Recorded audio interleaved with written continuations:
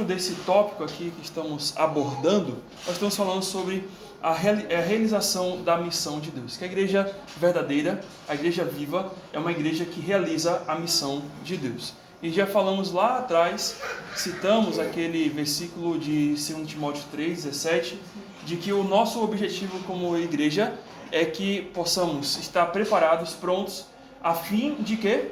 A fim de fazer toda boa obra, né? A fim de que possamos fazer toda boa obra para o nosso Deus. E chegamos até esse ponto aqui, que foi o último ponto que nós trabalhamos, que Deus, o Paul Tripp ele vai falar, que Deus nos conclama a sermos ambiciosos quanto ao crescimento e expansão do reino. E aí ele fala, entre o já da nossa conversão e o ainda não do nosso lar final. Ou seja, quando nós cremos em Jesus Cristo, nós encontramos com Ele, Deus transforma a nossa vida, Deus muda o nosso coração, certo? A gente, a partir daquele momento, não faz nada e espera o céu chegar, certo? É isso que tem que fazer? Não. É isso? Então é isso que o Paul Tripp está falando. Que enquanto, né, desde o já da nossa conversão, que é o já, né, que já estamos salvos, né? Já somos salvos em Cristo. Até o ainda não do nosso lar final, porque ainda não chegamos lá. Ainda não chegamos no céu. Então, desde esse já da nossa conversão e o ainda não do nosso momento em que vamos nos encontrar com o Senhor, alguma coisa Deus nos pede para poder fazer, certo? E o que ele está falando aqui é que Deus nos chama para sermos ambiciosos. A gente falou que a palavra ambicioso não é uma palavra errada para a gente poder usar, depende do contexto. A gente não pode ser ganancioso, mas ambicioso sim. O que é ambicionar? É ter um desejo forte, é ter um desejo pulsante. E claro, não por aquilo que é errado aqui, mas por aquilo que é correto, que é certo. Então, eu posso ambicionar coisas boas, principalmente da obra de Deus, do servir a Deus, certo? Quem não deseja ver essa igreja aqui construída, né? Todo mundo aí, no nosso tempo de oração, está falando, né? Senhor, né? Nos ajuda a poder ter um local, né? Construir a nossa obra. Então, isso são desejos bons. Nós precisamos ambicionar isso, claro, diante de Deus, orar, clamar, pedir que o Senhor envie, pela graça e misericórdia dele, os recursos para a gente poder construir a nossa obra ali, porque a gente quer ver a expansão do reino de Deus. E depois nós temos ali que a conversão não é a realização final de todo o processo, ou de todo o propósito espiritual de Deus, certo? Mas é o começo. Então, quando você é um salvo em Cristo, você apenas está começando nessa caminhada cristã. Você já é visto por Deus como salvo, como transformado, como santo, né? Santo posicional, né? Deus, você já é considerado santo diante de Deus.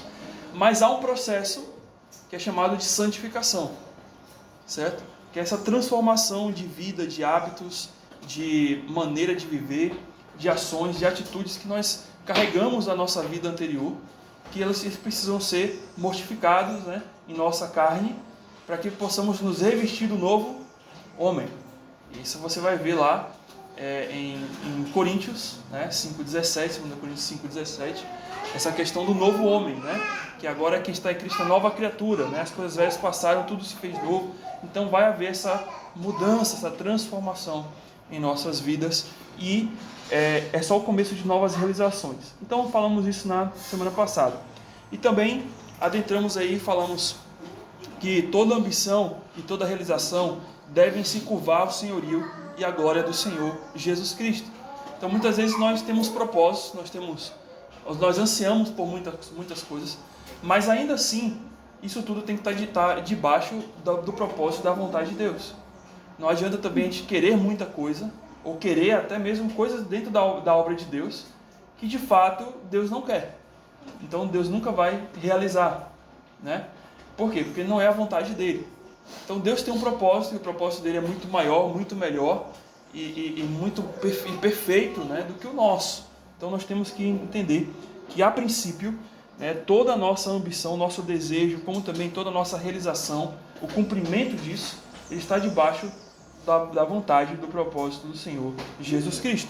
E aí ele vai dizer assim: gostaria de poder dizer que uma ambição sincera pela glória de Deus e pelo sucesso do seu reino é o que sempre motiva a fazer o que faço e dizer o que digo, mas não é.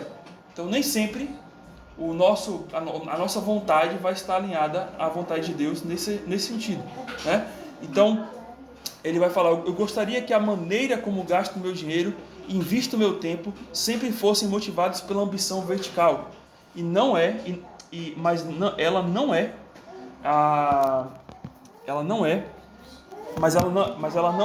perdão. Gostaria de poder dizer que Deus está sempre no centro de toda ambição dos pensamentos do meu coração, mas Ele não está. A gente sabe disso, a gente convive com essa constante luta em nossas vidas, que nem sempre, 24 horas, 100% da nossa vida, os nossos desejos estão ligados aos desejos de Deus. Mas isso não é algo que, então pastor, então dessa maneira eu vou ficar desse jeito mesmo, porque se vai ser assim, né? Para que eu fazer alguma coisa? Não, também não é. A posição é diferente, né? A posição é: eu preciso ainda assim, continuar me santificando, continuar mudando o meu coração, pedindo que o Senhor o transforme, para que os meus pensamentos continuem e se mantenham sempre pensando em Deus, na vontade do Senhor, certo? E por fim ele fala: é preciso dizer também que na comunidade da igreja, de modo fácil e sutil, a ambição pela glória de Deus e pelo seu reino transforma-se em outra coisa. Então, podemos ver aí também ao longo da história que em muitos momentos em que era para a igreja crescer e expandir dentro da vontade de Deus, ela cresceu e expandiu, só que dentro da vontade dos homens. Ou seja, como é que eu posso dizer isso? Vamos pensar lá na igreja, a igreja primitiva. Qual foi o propósito pelo qual a igreja lá perseguida passou agora a ser uma igreja estatal lá no tempo de Constantino?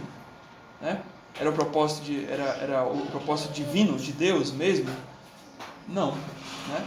A gente sabe que pela história, os homens, eles acabaram fazendo o quê? Se apropriando da igreja, né? Do que a igreja pregava e transmitia, como meio de poder estabelecer um centro, né? De poder, um centro político.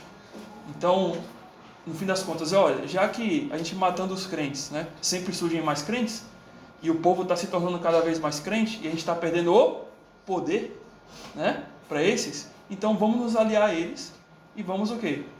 Colocar, né, a nossa política com um verniz, com uma pintura de igreja, certo? O Estado com uma figura de igreja. Então, se você vê, o Vaticano é isso, é um Estado, tem dinheiro, tem banco, tem tudo, mas com verniz de igreja. E isso foi por muito tempo, não só no Vaticano, mas por toda a Europa. Então, ou seja, essas pessoas, elas tinham o quê? Elas tinham uma igreja, mas não estava ligada ao propósito de Deus, estava ligada ao propósito de poder. E aí você viu as guerras que surgem, né, lá na Europa, tudo parte desse ponto, né, de pessoas que se travestiram ali de igreja, mas que nunca eram igrejas, nunca eram salvos em Cristo, mas que usaram a igreja como meio de obter ganhos, de obter poder. E você vê isso daí aonde? Só naquele tempo lá atrás? Não, hoje também, certo? Então, só para você ver que não tem diferença, o homem sempre vai agir da mesma maneira. E só que isso daqui não pode existir na igreja verdadeira, na igreja viva. A igreja viva, ela realiza a missão de Deus, e não aquilo que ela quer. Então aqui, como pastor, eu não vou realizar o que eu quero, né? E nem a igreja pode fazer o que quer. Mas toda a nossa missão, todo o nosso realizar, toda a nossa ambição será o quê? Aquilo que é a vontade do Senhor, aquilo que é o propósito do Senhor, certo? E aí nós falamos que, infelizmente, podemos estar diante da missão de Deus com dois tipos de coração. Alguém lembra? Falamos disso. Um que é o coração apático, né? O coração que é apático à missão de Deus. E dois, um coração desvirtuado à missão de Deus. Então, nós temos o coração apático à missão de Deus, e dois, um coração desvirtuado da missão de Deus. E hoje vamos trabalhar esses dois tópicos. Eu sei que chegamos até a comentar um pouquinho sobre o apático, mas a gente vai falar dele novamente hoje, certo? Então, podemos chegar diante da missão de Deus com os dois corações. Geralmente, são esses dois tipos de coração que, infelizmente, se apresenta quando nós queremos realizar a missão de Deus. Então, primeiro, um coração apático. O que é um coração apático? O coração apático ele ocorre quando o cristão não sente qualquer sentimento de ambição para o crescimento da obra de Deus. Então, não sinto nada. Então, vi a igreja, hoje vai ter culto, tá bom. Não vai ter culto, tá bom. Próxima semana vai ter uma conferência, tá bom. Não vai ter conferência, tá bom. Né? Ou seja, tanto faz. Saiu o pastor, tá bom. Entrou o pastor, tá bom. Né? Ou seja, estou apático. Né? O irmão saiu, deixou a igreja, tá bom. Né? Entrou um outro, tá bom. Então tudo tá bom. Né? O cenário, o pior cenário, tá bom. O maior cenário, tá bom.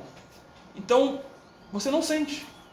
É como se passasse algo belo na sua frente e você olha para aquilo, para aquela maravilha e fica assim, só, legal, né? Passou agora aqui um anjo, né? Legal. Passasse alguma coisa extraordinária na sua frente e você, como se passasse uma tragédia na sua frente e você olha para aquilo e fica, uau, que coisa. Então, a pessoa apática é uma pessoa assim, ela não tem sentimentos. E trazendo para a obra de Deus é isso. Alguém que não tem sentimentos de ambição pelo crescimento da obra de Deus. Então, tanto faz vir ao culto, tanto faz não vir ao culto, tanto faz se o pastor falou aquilo, se não falou. Para mim, não importa, certo? Então, é um coração que passa a agir de maneira indiferente à missão do qual foi convocado. Não apresenta entusiasmo ou motivação para realizar a missão de Deus. E é o que está lá em 2 Timóteo 1, 6 e 7.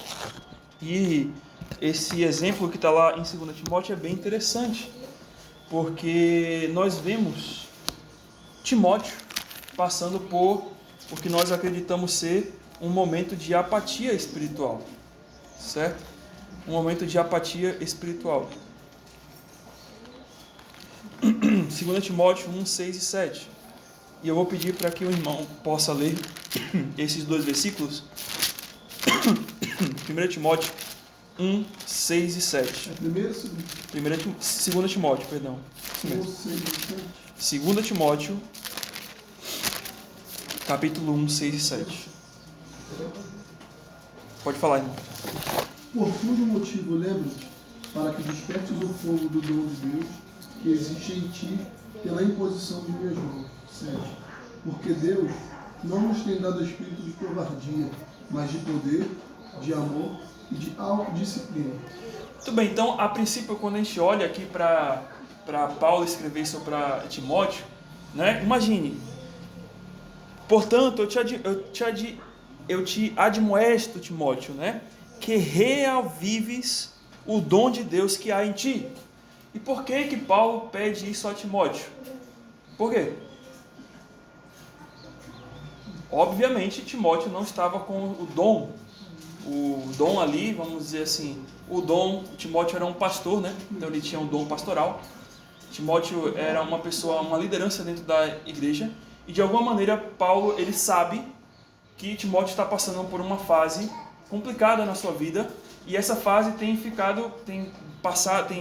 transparecido de que ele está um pouco mais apático, um pouco mais triste, um pouco mais assim, sem aquele fervor que ele tinha antes, certo? Então Paulo diz a ele, Timóteo, eu oro a ti, eu te peço, né, Timóteo, que você possa reavivar o dom de Deus que há em ti. Ele usa a palavra admoesto, né? Que é a mesma palavra para ti, é exortar, como que alguém está chamando a atenção e pegando, né, Timóteo ali, balançando. Olha, Timóteo, acorda, né? Acorda, Timóteo, levanta, desperta, né? Eu te admoesto. Ele não dá um conselho, Timóteo, se possível, reavive o dom de Deus que está em ti. Olha, Timóteo, se você quiser, se você achar que é bom, reavive o dom. Ele não fala isso, ele fala, eu te admoesto. Timóteo, faça isso. Você precisa disso, Timóteo. Você está morrendo. Mas Timóteo era um pastor, né? O pastor também acaba precisando de reavivar o seu dom, né? E um crente, qualquer crente. E Paulo, ao ver isso, ele fala, reavives o dom que há em ti. E a palavra reavivar aqui, irmãos, é bem interessante. A palavra grega diz respeito a reacender, ou manter vivo o fogo, né? Então é como se Timóteo está, o quê? como uma cinza, né? Um fogo apagado. Tá ali. Já viu uma fogueira em final de fogo, né? Como é? Não tem nada, né? Só tem o pólen, né? A cinza. Não tem nada, não tem lenha, não tem fogo, não tem a coisa quente que tinha antes. Então, Timóteo está assim. Paulo diz ele, reavives, né? Ou seja, acenda esse fogo, né? Mantenha viva este fogo, né? Ou reavives, né? Ou torne vivo. A palavra aqui, aná, é a palavra anasopirel. Pirel é fogo, no grego, né? E aná quer dizer reavivar, né? Ou reaver alguma coisa, certo? Então, reavive o fogo, Timóteo, né? Reavive, a ideia aqui é de inflame a sua mente, ou avive-se no sentido espiritual, né? Então é exatamente isso que Paulo pede a Timóteo, que é inflame a sua mente, torne a coisa de Deus, né? A obra de Deus, o dom que Deus te deu, em algo que seja vivo, que torne a ficar forte, para que você continue a fazer a sua jornada. E aí Paulo, ele continua dizendo, ele fala a razão, por quê? Por que, Timóteo, você precisa disso? E eu te impus as mãos, né? Eu te ordenei a isso, né? A imposição de mãos não era uma transferência de poder, não era que Paulo tinha um poder especial, né? E agora, ó, Timóteo, eu vou passar um poderzinho para você aqui e você vai ficar mais forte. Não é isso. Mas a ideia aqui que Paulo está tratando é que Paulo, ele está dizendo assim, olha, eu coloquei as mãos sobre você, Timóteo. Eu sou seu pai na fé. Eu te conheço. Eu sei que Deus te deu esse dom. E você precisa ser grato a Deus por esse dom. E você não pode deixar esse dom morrer, Timóteo. Esse dom se apagar, né? Você precisa, Timóteo, continuar. Porque talvez Timóteo deve ter pensado o quê? Eu não sirvo para ser pastor, né? Timóteo talvez estava passando por problemas e aqui ele estava na igreja em Éfeso. Ele está vendo muitos problemas na igreja em Éfeso e ele sente o quê? Olha quantos problemas, Senhor, né? Que eu estou passando, né? Então, né? Não tenho capacidade, não tenho força para poder lidar com isso. Então, será que eu sou chamado mesmo? Será que eu fui chamado para isso? Então Paulo vai falar, olha, Timóteo, eu te reconheci, você tem um chamado do Senhor. Então eu estava ali naquele momento. E você precisa então reavivar, porque você é chamado pelo Senhor. Não desista, certo? Então Paulo, ele percebe em Timóteo, em resumo aqui, que Timóteo ele está apagado, que ele tem o chamado de Deus, que Deus deu uma missão a ele. E quando nós falamos que Deus nos chama para alguma coisa, é porque Deus não nos chama para não fazer nada, né? Já viu? Você já chamou alguém para não dizer nada à pessoa? Né? Já viu? Ei, né? Ei. Aí a pessoa fala o que é? Não, nada não. Né? Já viu? Geralmente a gente faz isso brincando, né? Não é isso? Mas ninguém nunca faz isso. Ei, chama a pessoa, não, nada não. E quanto mais Deus, né? Deus não nos chama para a gente não fazer nada. Quando Deus nos chama para algo, Ele chama para porque tem um objetivo. Ele tem uma missão a ser cumprida. E Paulo sabia que Deus o chamou para aquela missão, e por isso que Paulo está incentivando e falando com ele, reaviva o teu dom. Inflame a sua mente de Deus. Inflame o seu coração com a palavra de Deus. Não deixe apagar, não deixe se tornar cinza. Certo? Então, isso aqui é um coração apático, e aí nós temos um exemplo bíblico que mostra que devemos o que não fazer, né? Ou como não devemos nos portar, mas reavivar o dom em nós. E aí nós temos um coração desvirtuado. Então, o coração desvirtuado é um coração que até sente a motivação e a ambição para realizar a missão de Deus, mas este sentimento passa a controlar o seu coração, ao ponto de que a missão de Deus passa a ser a missão do eu. E o que é isso, né? Ou seja, você até sente vontade, sente desejo, você quer fazer alguma coisa para a obra de Deus, mas você não se submete a Deus. E ao não se submeter a Deus, você começa a fazer a obra de Deus sem a direção de Deus, sem entender a vontade e o propósito de Deus para aquilo. Então a missão de Deus passa a ser a sua missão. Então o que eu quero fazer na obra de Deus? Né? O que eu quero fazer? Então eu escolho o que eu quero fazer. Então o meu coração passa então a ser desvirtuado da missão de Deus. E Paul Tripp ele vai dizer que a realização orientada para o Evangelho é algo lindo, mas o desejo de realizar torna-se perigoso quando ele passa a governar o nosso coração. Então nós, até mesmo dentro da igreja, queremos fazer a nossa vontade. Então nosso coração se desvirtua da missão de Deus, né? E a gente passa a querer fazer a nossa vontade. Ah, porque eu gosto quando o pastor prega aquilo ali, mas aquilo ali não gosto, né? Eu gosto quando canta aquele hino, mas aquele outro hino não gosto. Estou falando coisas simples. Mas pode ser também até politicagem dentro da igreja, né? De um irmão fazer a cabeça do outro, de um irmão querer só falar com algumas pessoas, mas deixar outros fora, né? Então, ao invés de você ter comunhão com todos, ao invés de você servir a todos, você só serve a quem quer. Entendeu? Então isso aqui é um desvirtuamento do coração, porque agora você faz a sua vontade e você não faz aquilo que Deus te pediu, né? Servir uns aos outros e todos, né? Servir a todos, seguir a paz com todos. Você só quer, lembrando aqui do nosso culto de quarta, só quer ter comunhão ou ter paz com alguns. Mas só aquele irmão ali eu não quero não, porque aquele irmão é complicado, aquela irmã é assim, assado, então eu não quero.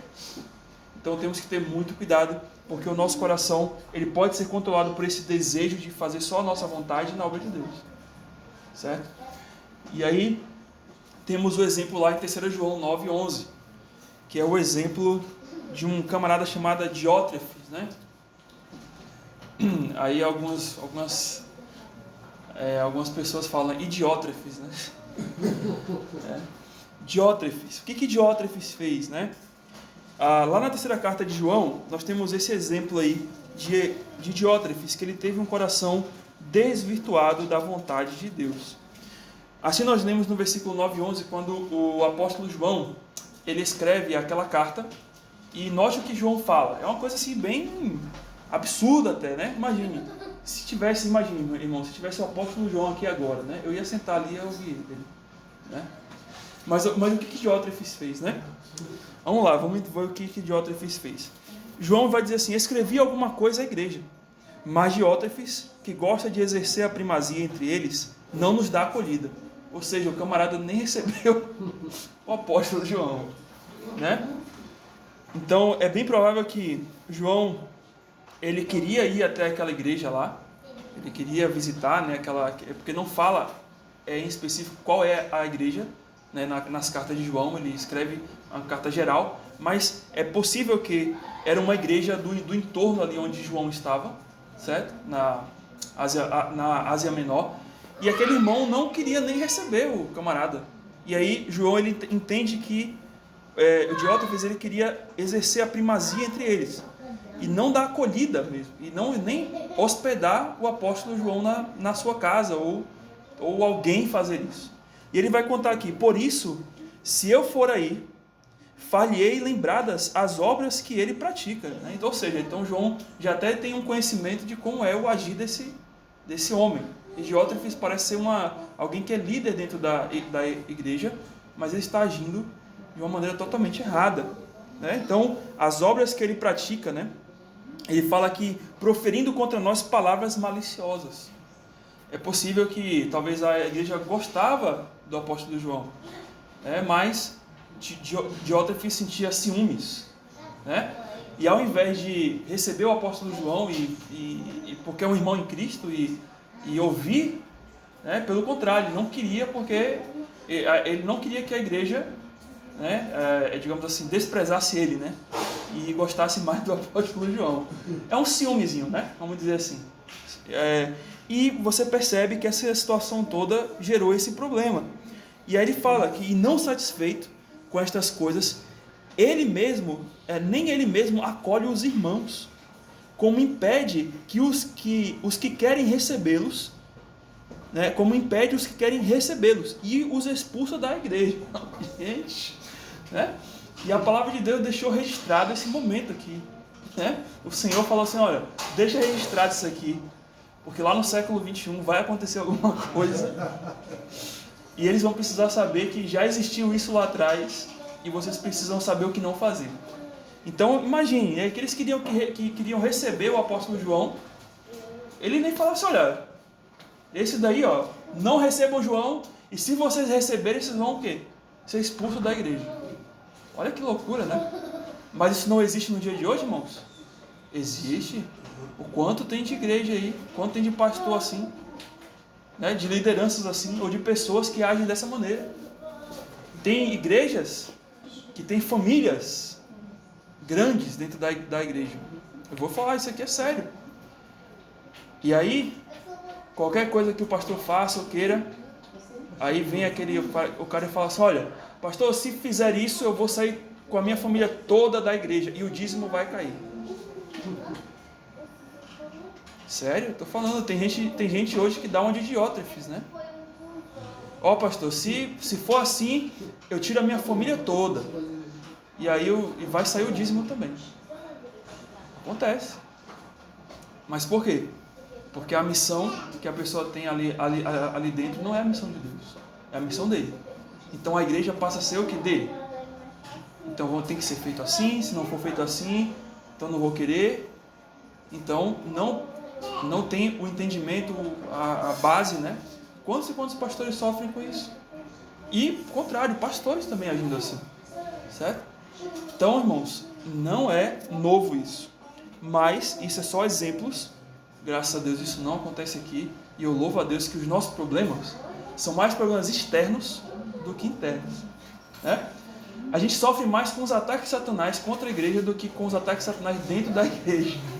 Né? De brigas, de discórdias, de problemas entre irmãos. Graças a Deus nunca precisei tratar nenhum tipo de problema, de brigas, de discussões ou de coisas entre vocês. Isso é uma bênção maravilhosa. Amém por isso, né? Que quem nos ataca é Satanás. E ele vai atacar a gente mesmo. Tem jeito, até o fim da vida. Mas entre nós estamos no vínculo da perfeição, né? Na paz, na unidade do Espírito, que é o vínculo da perfeição, né? Então, graças a Deus que nós temos uma igreja assim. Mas só para os irmãos entenderem que isso acontece em outras igrejas. Então, a gente precisa também se preparar quanto a isso. Então, fechando aí, tanto na apatia como no desvirtuamento, deixamos de estar submissos a Deus, não é? Então, tanto num como outro, nós deixamos de estar submissos a Deus. Então, quando um desses tipos de corações está presente em nossa vida, não podemos realizar a missão de Deus da maneira correta.